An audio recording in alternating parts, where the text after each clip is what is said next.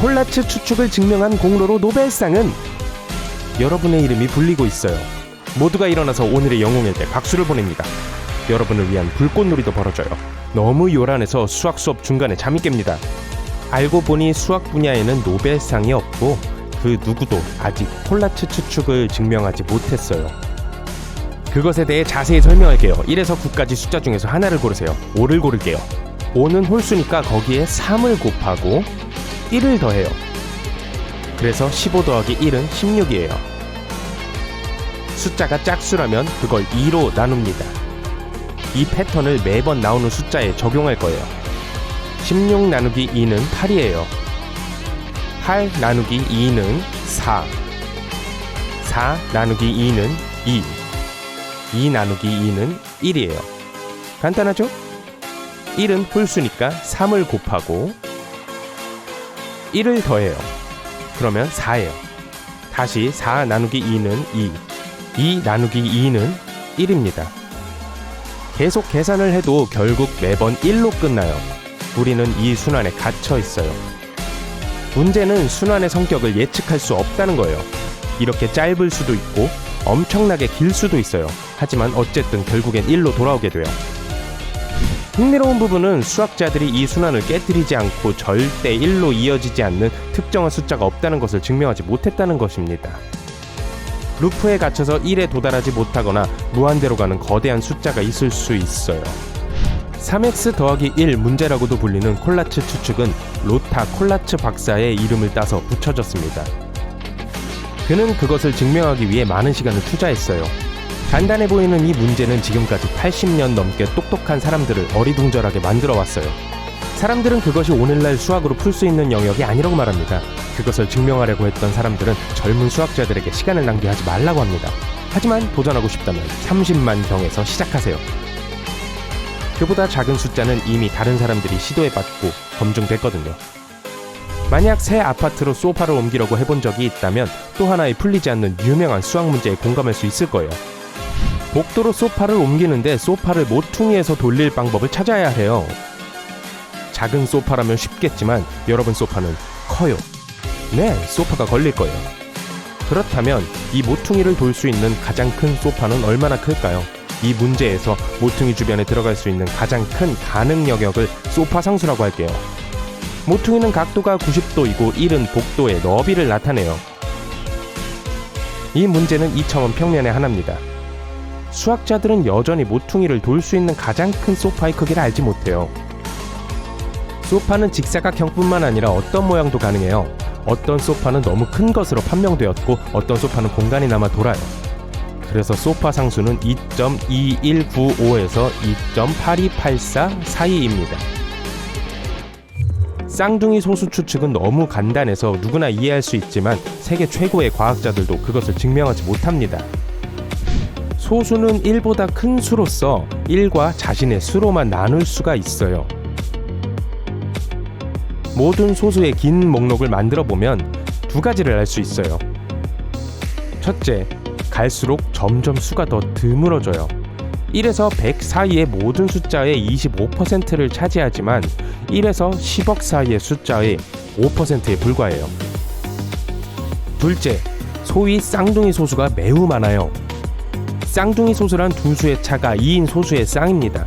3과 5, 5와 7, 11과 13은 모두 쌍둥이 소수예요. 문제는 이 쌍둥이 소수들이 무한한가의 여부입니다. 2300년 전 그리스의 유명한 수학자 유클리드는 무한히 많은 소수들이 있다는 것을 증명했습니다. 그래서 쌍둥이 소수도 무한히 지속될 수 있지만 아직 그것에 대한 증거는 없어요. 이제 여러분이 수학 시간에 얼마나 열심히 공부했는지 알아볼게요. 이게 무슨 뜻인지 아세요? 세 글자는 직각 삼각형의 세 변을 나타냅니다. 피타고라스 삼각형에서 세 변은 모두 정수예요.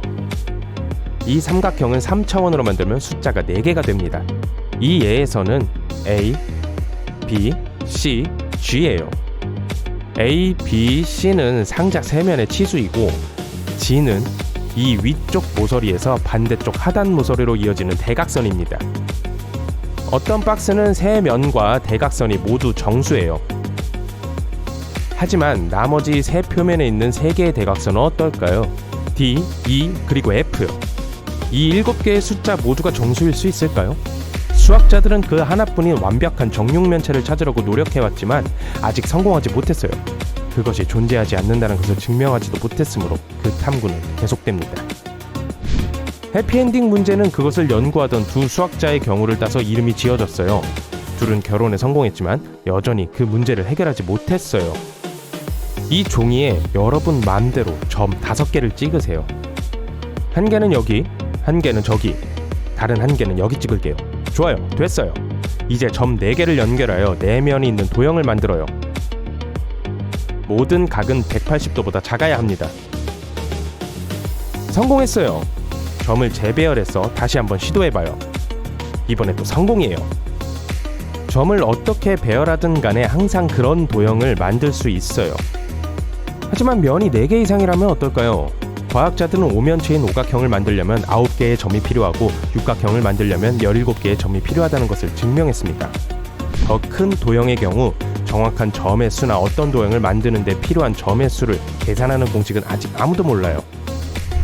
여러분이 제가 소개한 문제들을 해결해보고 싶다면 두뇌 운동을 열심히 해야 할 거예요. 그럼 준비 운동으로 쉬운 문제부터 시작하죠.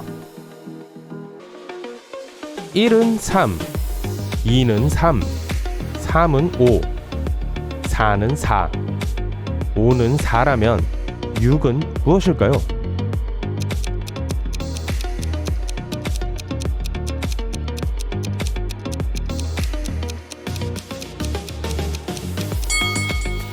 이 문제는 수학 문제가 아니에요.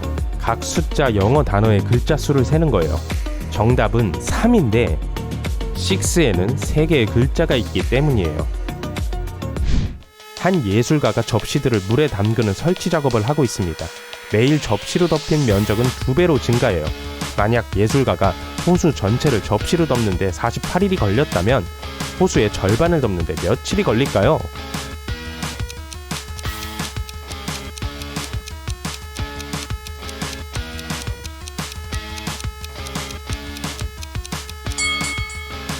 (24는) 답이 아니에요. 47이에요. 매일 면적이 2배로 증가하기 때문에 호수가 완전히 덮이게 하루 전날 호수 절반이 덮였을 거예요. 이 차가 주차장 번호를 가리고 있어요. 번호를 알 수 있나요?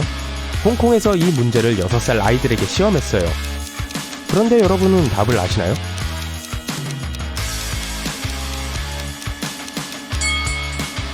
이건 수학 능력이 필요하지 않아요. 그림을 뒤집기만 하면 정답이 87이라는 걸 알 수 있어요. 숫자를 가리키는 영어 단어가 하나 있어요. 한 글자를 떼면 짝수가 됩니다. 이 숫자는 무엇일까요?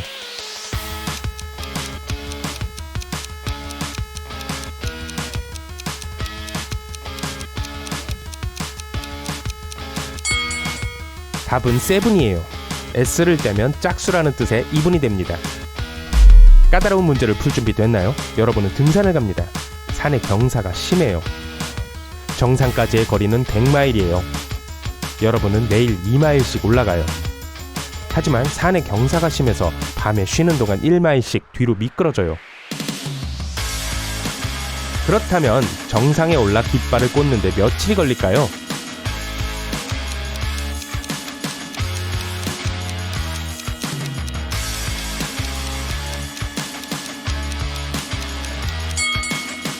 정답은 99일입니다. 매일 2마일을 가고 밤에 미끄러진 거리를 빼야 해요. 그래서 매일 1마일을 오른 셈이에요. 98일 동안 98마일을 오르고 99일째 되는 날 나머지 2마일을 오르면 정상에 도달하게 됩니다. 이 방정식은 말이 안 돼요. 그런데 선을 하나 더하면 100% 참이 됩니다. 그렇다면 그 선을 어디에 그려야 할까요?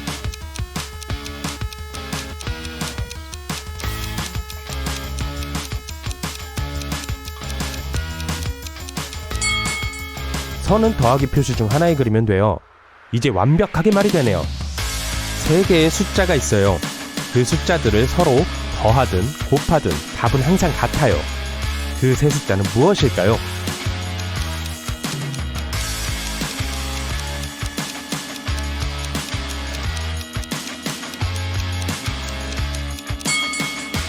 1, 2, 3입니다.